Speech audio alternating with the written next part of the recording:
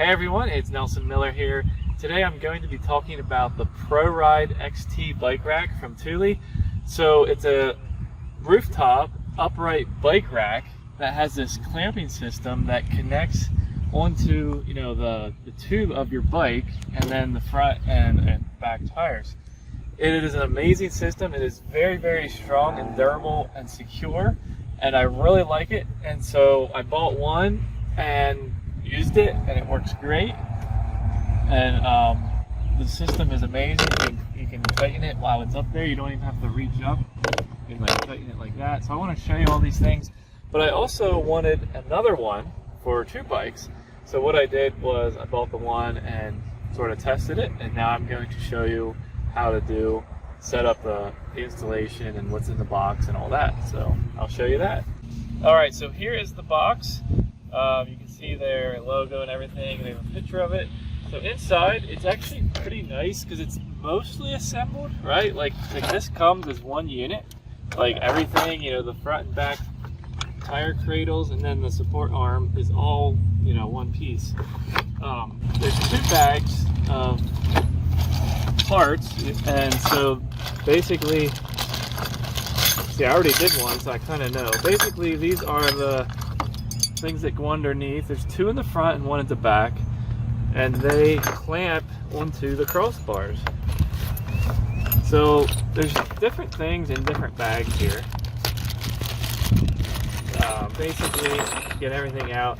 We do not need these. There's three of these because my roof racks are just regular, I don't know what you call it, but they're just regular roof racks. I don't know. They don't use the T-slot.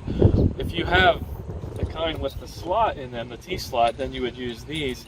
But for me, I will use the other ones. So I'm going to put those aside.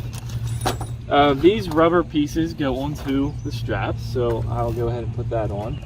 Those are just protection when you put them over the wheels so that they don't scuff it up.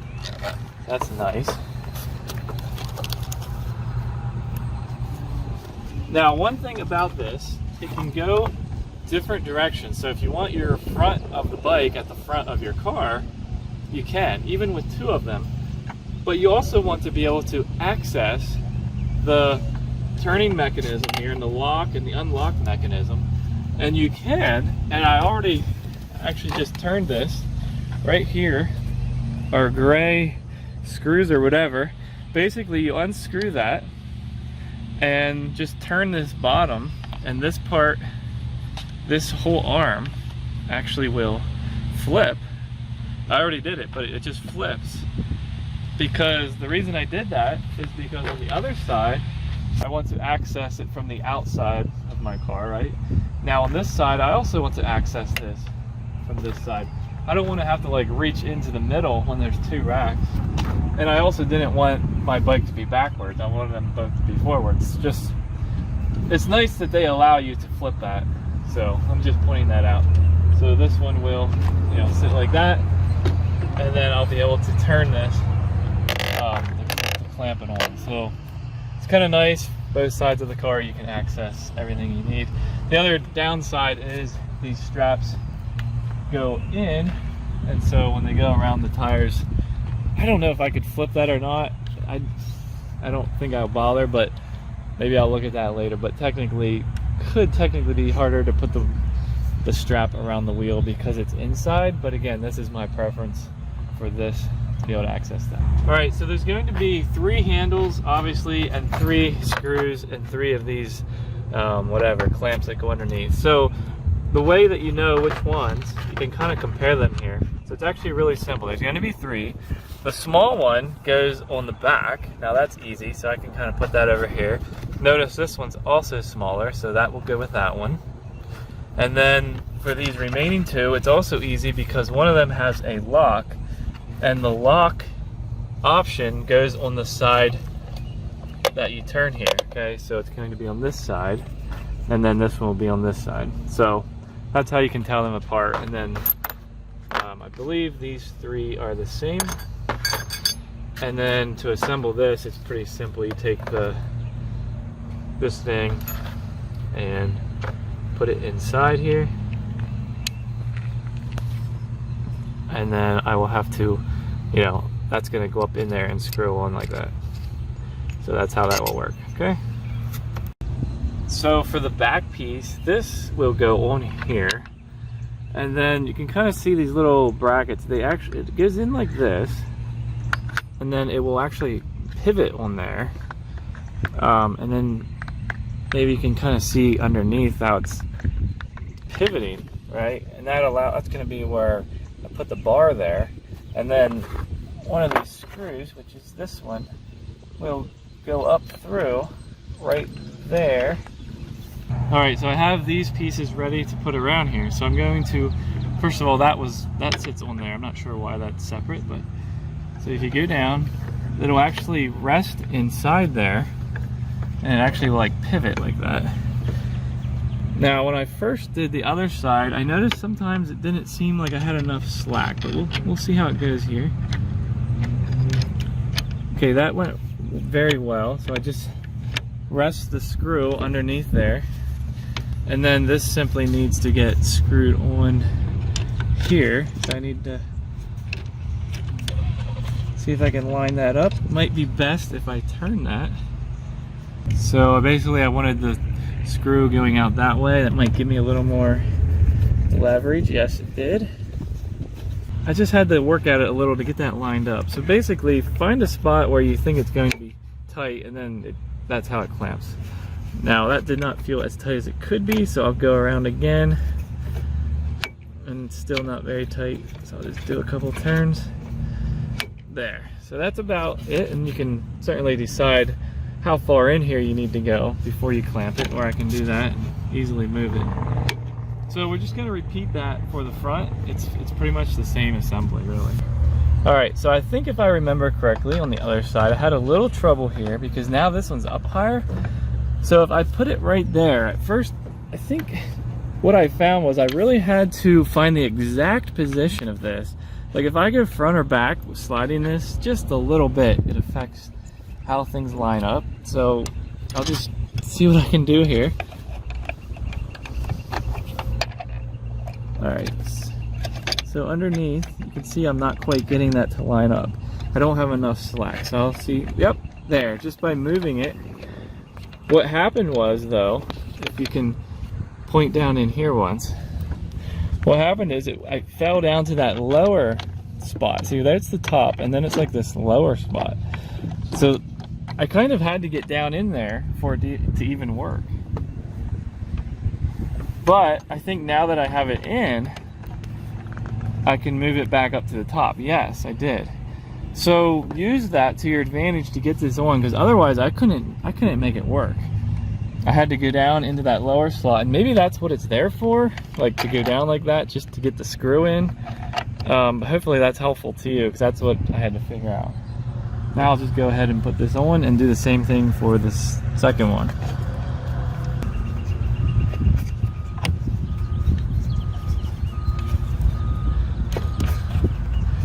All right, this one is screwing in further than I expected. Okay, that was pretty tight. Now I'll do this next one. All right, so I just discovered I can flip this, actually. I have to take this end cap off like that and then slide this off. Hopefully this is what I'm supposed to do, but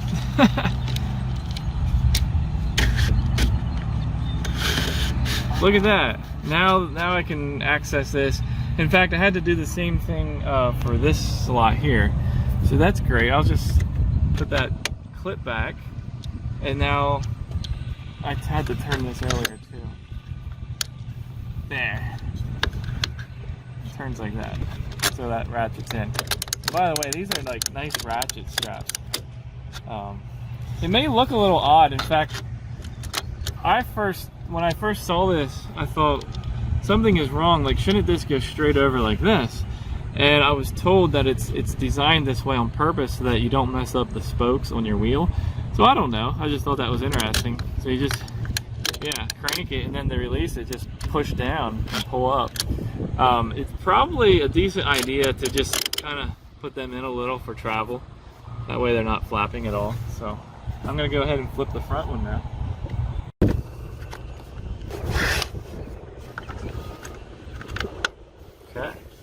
So these particular wheel cradles are made for up to 3-inch tires. Now, there's a lot of fat tire bikes these days, and if you have one, don't worry. You can actually buy a set of these, right, that are for fat tires, so bigger than 3. I don't know what they go up to, 4 or 5 probably. But you can literally buy this piece right here that will slide onto here, and it's made for fat tire bikes. You can buy it from Thule. It's like $60. So just gonna go ahead and put this one in too. And then I'll just put this down for travel, of course. In fact, let me just show you a little bit how this works closer up. If I turn this knob, it just pulls down on that. It's amazing. And then to release it, on that side, this was on the bottom, but because I flipped it, now this is on the top. But you just go like this, and it completely, releases it. So pretty amazing. And the idea here is that you do this from the ground. Like, I'm standing up here on the seat, but if I'm on the ground, the idea is I can put my straps on the wheels, right? And then I lift the bike up, just lean it into there, which is actually pretty easy. I'll show you that. And then turn it, and it locks from down here. So that's the idea. This thing is very sturdy. See, I'm literally rocking the entire car, and there's no flex or movement in the actual holder here. So I'm very impressed with this so far, and basically we're gonna get some bikes up here and show you how that all works. One more thing I forgot, you can get a lock for this, so it goes right here and I think right here, so that you can't actually take that off. So there's 2 spots where a metal thing can go in. You have to buy that separately. It does not come with it. They do give you these 2 little plastic things that I can stick in there. We'll try that out, basically because I'm not using the lock. But okay, so that one seemed like it didn't want to go in. I don't know why. I don't even know why they do that. Okay, so when this lock is in, I read that you can't push down on this. So you wouldn't be able to just grab the bike and pull it off like that. And then this lock, obviously, you wouldn't just be able to grab the entire rack off the car. So that's more of a convenience deterrent, right? Like, anyone who wants to steal it will have absolutely no problem stealing anything if they want to bad enough. But it's just one of those, like, they can't just grab it quickly. So I guess a lock might be nice, but it's up to you. You do have to buy it separately.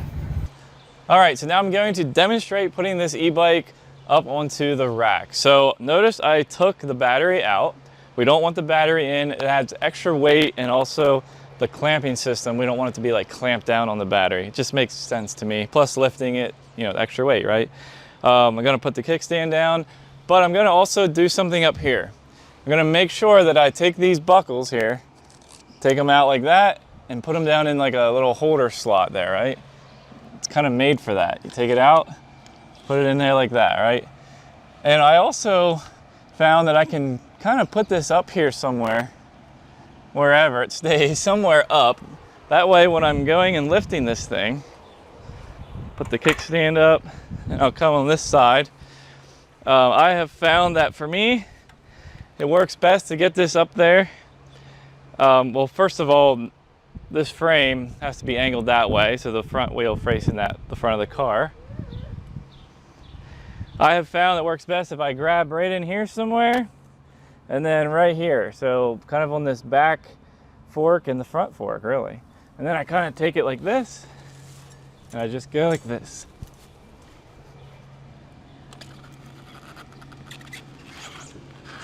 And I just slide it right into there.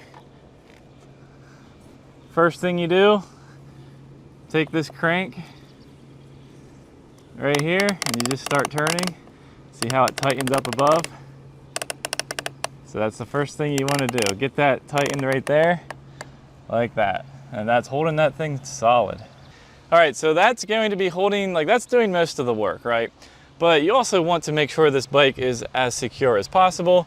So that's why we have these straps. So just take it out from where it was behind. Another thing to think about is this slides.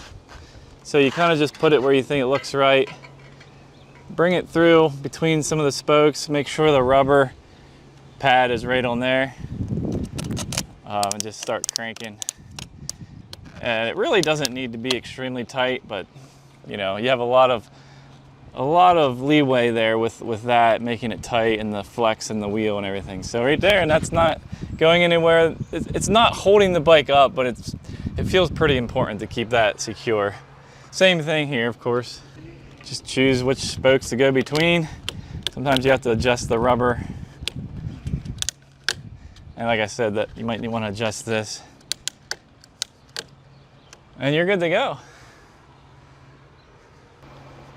All right, hope you enjoyed that video. Hope you learned how to do this. And if you did enjoy it and you want to, you know, purchase this bike rack, I'll have the link in the description. It'll go over to Amazon. It'll be this exact model, and you can purchase that if you are interested. Yeah, if you have any other questions that you want me to answer, I'll be happy to answer them in the comments, so let me know. Subscribe. I'm gonna have a lot more e-bike content and just bike content in general. So yeah, hope you enjoy this. See you in the next video.